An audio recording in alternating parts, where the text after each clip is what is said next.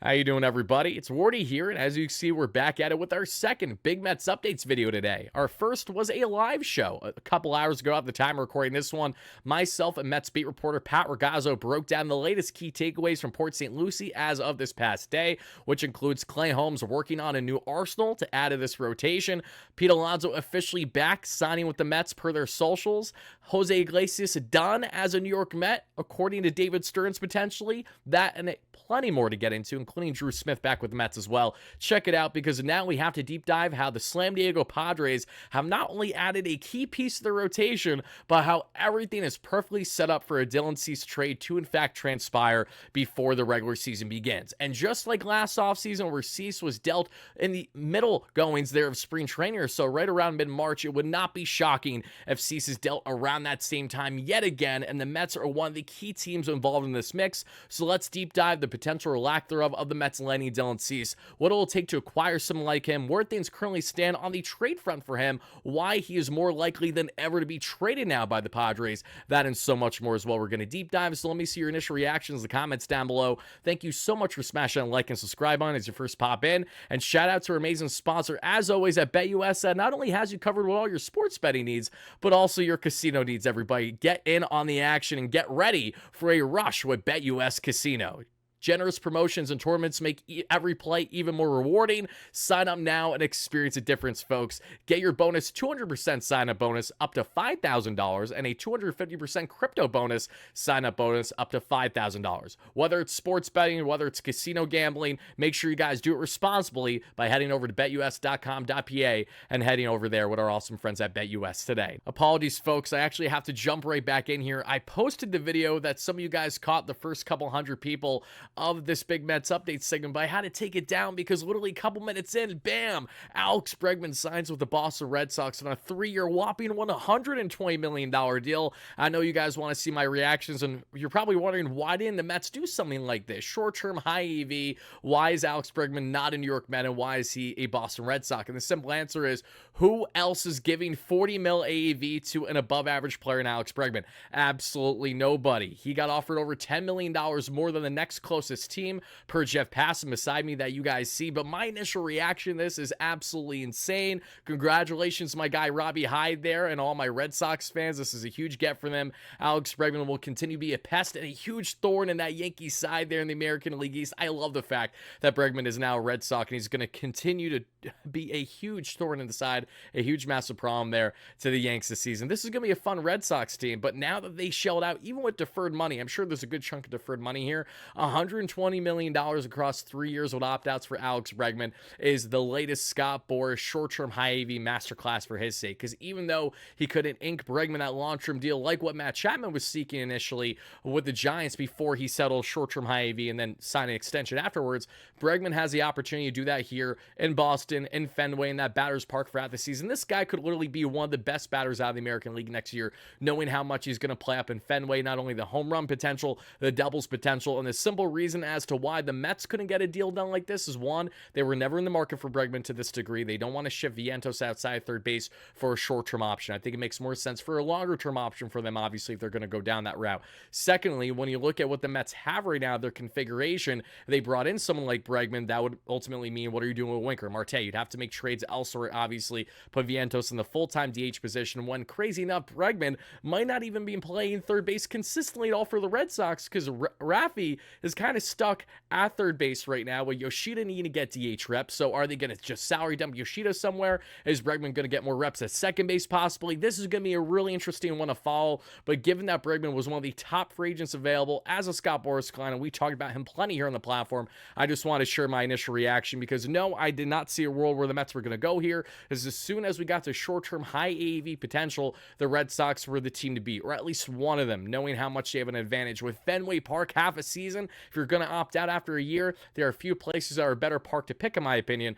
than Boston, and what the Red Sox just landed there and getting Alex Bregman. Now, folks, I want to see the initial reactions to the news that we saw first, because as you guys can see beside me there, that was officially broken from Jeff Passan, a nice little Passan bomb here on February 12th, late evening here on the East Coast at least, that you guys can see that, yes, Nick Pivetta has signed a 4-year, $55 million contract with, yeah, you guessed it, the San Diego Padres. And there are a lot of things that stand out to me right away about this deal for the Padres, what this means for Dylan Cease, and first and foremost, congratulations to Nick Pivetta. This guy got absolutely screwed by having the qualifying offer attached to him from the Red Sox this offseason, meaning that any team that signs him has to give up qualifying offer draft picks, and because of that reason, that's why Pivetta was the last man standing of anything of, a guy that you would want to add to your rotation for 2025, still available in the free agent market. Pivetta now signs with the San Diego Padres at 4 years, $55 million, which includes a absolutely ridiculous first-year salary of, yes, $1 million with a $3 million signing bonus, so $4 million total is what Nick Pivetta is getting in 2025. He has opt-outs in year 2 and year 3, and he also has $19 million committed in 2026, 14 in 2027, and 18 in 2028. So why was this constructed the way that it was? It's as simple as this, guys. The Padres don't have money. Since Peter Seidler has tragically passed away, and now that there's a 91-page lawsuit actively going on with Seidler's widowed wife and his biological brothers, one looking at ownership, and they don't have a TV deal, yeah, it's safe to say the Padres simply don't have money. They don't have the funds to work with. So even after getting Nick Pivetta to sign such a team-friendly contract for year 1, knowing that it can benefit him more in the years going forward, and he liked the multi-year commitment, just like how Wandy Peralta that we talked about earlier tonight for the Padres, who signed like a 3-4 year deal with them from the Yankees. It's low AAV, around $4 million AAV, but when you sign the guys with 4+ year deals when no one else is doing it, of course you're going to land them. So AJ Preller had to get creative here. That's how he landed Nick Pivetta, and now Nick Pivetta adds to a rotation the Padres that is one of the better ones in all the National League, just as we currently stand. This is a very solid, rock-solid rotation. Outside of Dylan Cease, you have Michael Cain, obviously. You have one healthy. He can certainly be a force in Mr. Joe Musgrove. You're going to have Yu Darvish, who, yes, he isn't getting any younger, but he's still a lethal weapon for that team. They have a lot of pieces there already, the Padres, and I know Padres fans right away are saying, we can't trade Cease. Let's just keep Pivetta and have a really rock-solid rotation for 2025. And while that may still be a reality in the end, the facts are the facts. The Padres need to shed payroll, and they also want to maximize on one of their starters' returns for a guy that they know with certainty they're not bringing back beyond the 2025 season, and that's exactly the category that Dylan Cease currently finds himself falling in. Furthermore, I'm so happy that we're having this actually come to fruition, because I pushed off a video topic for 2 days specifically, because I've been waiting for there to be less in the news cycle to talk about, to really hone in more on this Dylan Cease topic, because I wanted to be focused more on this than anything else. Because guys, just 48 hours ago, our guy Jeff Passan, who broke the Nick Pivetta news today himself, also came out with this in his latest article there in ESPN Plus, which states the following, folks: getting Pivetta, for example, could free up Padres to move either Dylan Cease or Michael Cain. Both right-handed pitchers are expected at the free agent market. We know Cain, with that 2026 mutual option, he's a lot less likely to be dealt between the two, because he took a lesser pay in 2025 to help AJ Preller be able to have some financial flexibility, even though it's little to none right now. The Padres have also listened in on trade offers for Robert Suarez, who has multiple years of control, a veteran reliever for them, among other players. But the key focus here is that what John Heyman initially reported a couple weeks ago was reaffirmed here by Jeff Passan a couple days ago, which is as follows: if they're going to make a move, if they're going to land a starter like Pivetta, that absolutely opens the floodgates for this Padres team to trade one of Dylan Cease and Michael Cain. And everything that we know publicly at this point does not have us thinking that Michael Cain will be that piece to be traded. What it'll be, more than likely, is going to be one of the best arms in all the National League in Dylan Cease. And listen, we know that AJ Preller is asking for a Cain's ransom, so let's start there, right? As we've talked endlessly about Dylan Cease over the past week and a half, 2+ weeks on the platform, Dylan is one of these guys that's going to cost you, again, an arm and a leg, and maybe even your other leg, for all we know, right?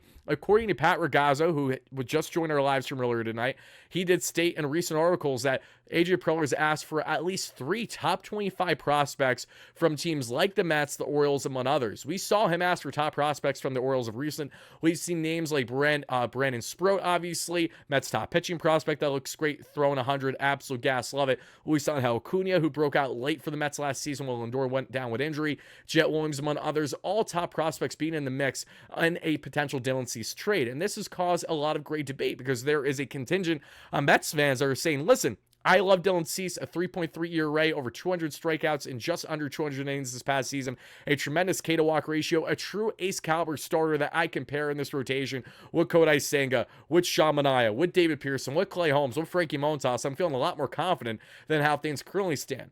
David Stern said it himself that he's feeling a lot more confident and comfortable in how this rotation looks versus how it looked a year ago to begin the season. Having said that, you can never be done upgrading. The Dodgers are further proof of exactly that. So for this Mets team to go out of their way to be involved in these trade talks, which they've been plenty, is notable. We've also gotten the point of hearing names, talked back and forth. Pat has actually reported that the Mets have thrown out there some prospects for the Padres to consider. They apparently really like a guy like Acuna in particular, which I'm not in favor of trading. But if you're going to acquire a starter to help in a win-now stage, there are a few guys that fit the bill better than Dylan Cease. Because yes, he is a rental. Yes, there is that risk. They are trading away controllable assets that could be very beneficial for years to come for the Padres for just a rental piece. But if you acquire Dylan Cease, even at a king's ransom price, before the year begins, that gives you flexibility to try to negotiate a multi-year deal, to get an extension done, right? I know that isn't as much of David Stearns' MO, as he doesn't love to give long-term contracts to guys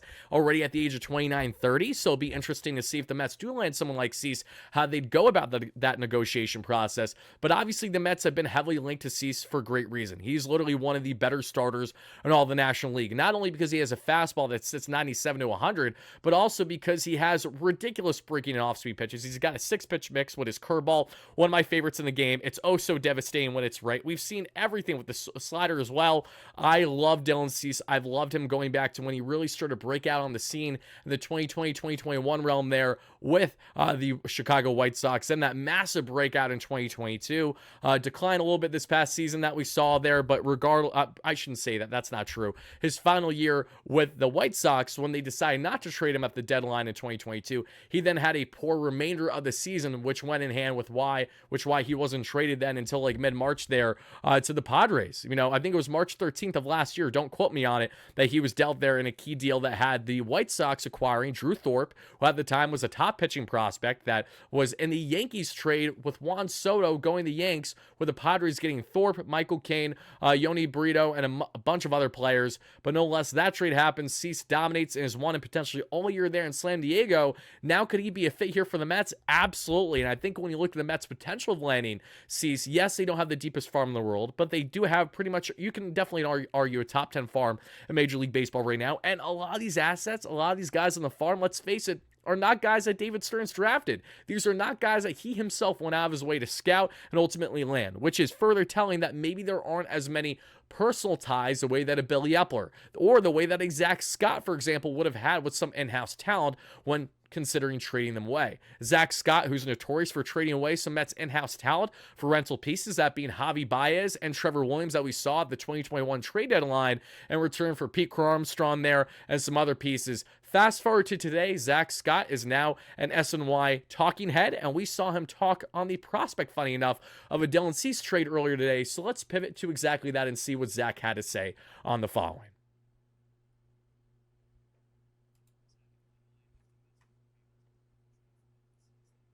The greatest offseason in baseball history. Like in my mind, if the Mets were able to pull off a trade for Dylan Cease, they might have had the greatest offseason in baseball history. Do you see a pathway for such a trade? I mean, I think it's still possible. I mean, you don't see a lot of those trades happen around this time of that level of impact. But I definitely think I've heard that the Padres like the Mets system, which is where you need to start.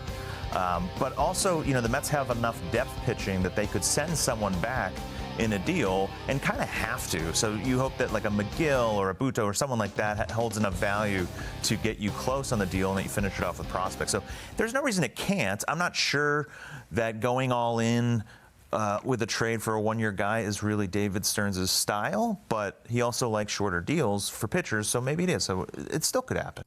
And Zach did also make note that, yes, while it hasn't necessarily been a David Stearns' MO type thing Zach, to do, in my mind, if it's not to say that he can't actually do it, right? This is the same David Stearns who didn't do a lot of the things like he's since done with the Mets.